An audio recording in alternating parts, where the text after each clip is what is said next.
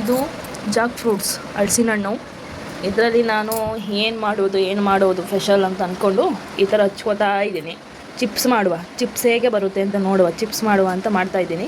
ಹೇಗೆ ಬರುತ್ತೆ ಅಂತ ನಿಮಗೂ ಕೂಡ ತೋರಿಸ್ತೀನಿ, ಟ್ರೈ ಮಾಡಿ.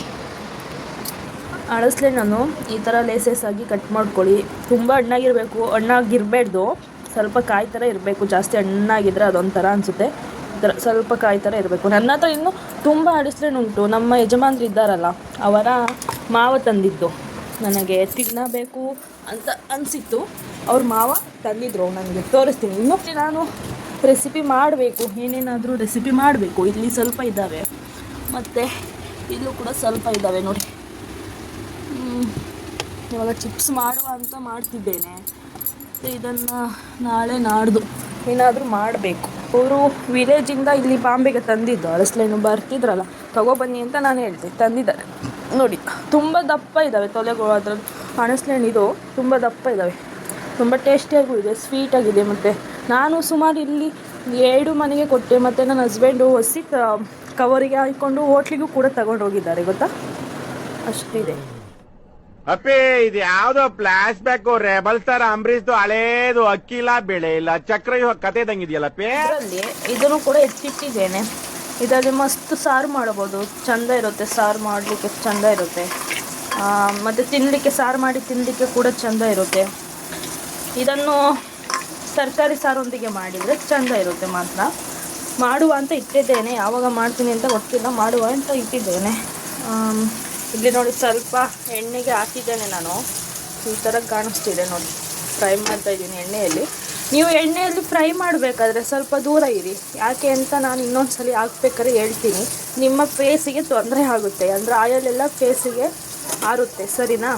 ಸ್ವಲ್ಪ ದೂರ ಇರಿ, ದೂರದಿಂದಲೇ ಫ್ರೈ ಮಾಡಿ. ಎಣ್ಣೆಯಿಂದ ತೆಗಿತಾ ಇದ್ದೀನಿ ಯಾವ ಥರ ಇದೆ ಅಂತ.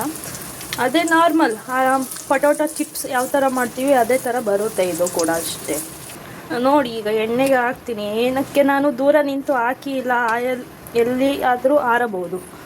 ಸೊ ಅದಕ್ಕೆ ಈಗ ಎಷ್ಟು ತೊಗೊಂಡಿದ್ದೇನೆ ನೋಡಿ, ಹೆಂಗೆ ಬುಗ್ ಅಂತ ಉಕ್ಕುತ್ತೆ ಅಂತ. ಇದಕ್ಕಾಗಿ ದೂರದಿಂದ ಹಾಕಿ ಅಂತ ನಾನು ನಿಮಗೆ ಹೇಳಿದ್ದು. ಚಿಪ್ಸ್ ರೆಡಿಯಾಗಿದೆ. ನನಗೆ ಇದನ್ನು ನೋಡಿದರೆ ತಿನ್ನೋಕ್ಕೆ ಭಯ ಆಗ್ತಿದೆ. ನಾನು ಫಸ್ಟ್ ಟೈಮ್ ಇದನ್ನು ಟ್ರೈ ಮಾಡಿರೋದು. ಸೊ ಹೇಗಿರುತ್ತೋ ಏನೋ ಗೊತ್ತಿಲ್ಲ, ನೋಡುವ, ಒಂದು ತಿಂದು ನೋಡ್ತೀನಿ. ಇದು ಹೇಗಿದೆ ಅಂದರೆ ಸೇಮ್ ಪೊಟೊಟೊ ಚಿಪ್ಸ್ ಹೇಗೆ ಮಾಡ್ತೀವಿ ಅದೇ ಥರ ಇದೆ.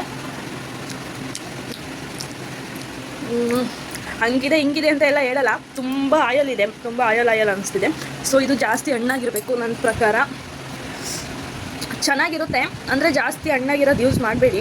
ಮತ್ತು ಸ್ವೀಟ್ ಅನ್ನಿಸ್ತಿದೆ, ಚೇಂಜಸ್ ಏನಿಲ್ಲ.